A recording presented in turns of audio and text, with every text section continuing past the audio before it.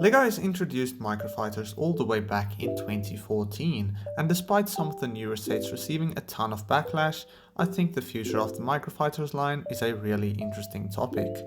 Although we haven't seen any leaks or rumors of any Microfighters for 2025 yet, I'm sure we will definitely see one or two pop-ups somewhere throughout the year, some of which that could really stand out in the Microfighters lineup. Microfighters have changed significantly throughout the years. The first wave of Microfighters included 6 sets, and for the following few years we saw around 6 each wave as well. These Microfighters, however, were for the most part general vehicles and didn't really include popular or named characters.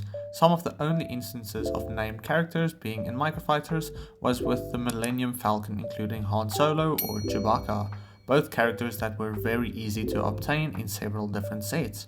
For the most part though, we simply saw generic pilots or officers, nothing incredibly special. The most recent Microfighters, however, started taking a different route, including quality sought after figures that made them more widely obtainable to the general LEGO fan.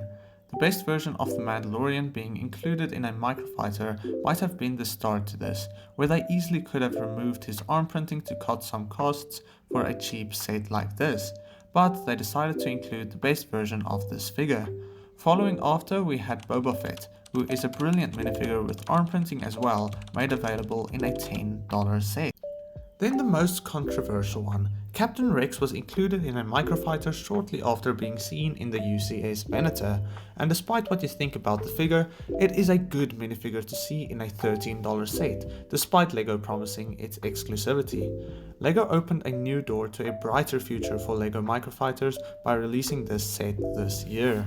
Another possibility is that by doing this, LEGO ruined the Microfighter line, and we won't be seeing Microfighters return in the same way anytime soon. But for this video, let's focus on the positive possibility.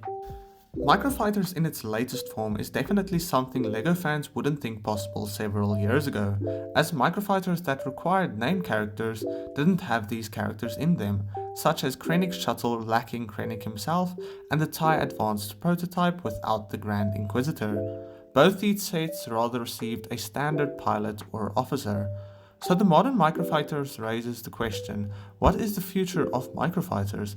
Will this new trend continue, and what will we see next? I think it definitely will continue, maybe not in such a severe manner where a clearly exclusive minifigure was made available for such a cheap price, but looking at the sales on the newest Microfighter, I think LEGO will continue to add good, sought after figures in these cheaper sets.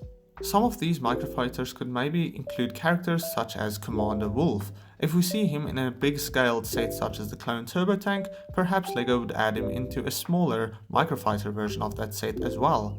Perhaps we could see someone like Grand Moff Tarkin in a Death Star Microfighter, or Thrawn in a Star Destroyer, or even better, a Venator Microfighter including Admiral Yularen, although highly unlikely after the Captain Rex backlash.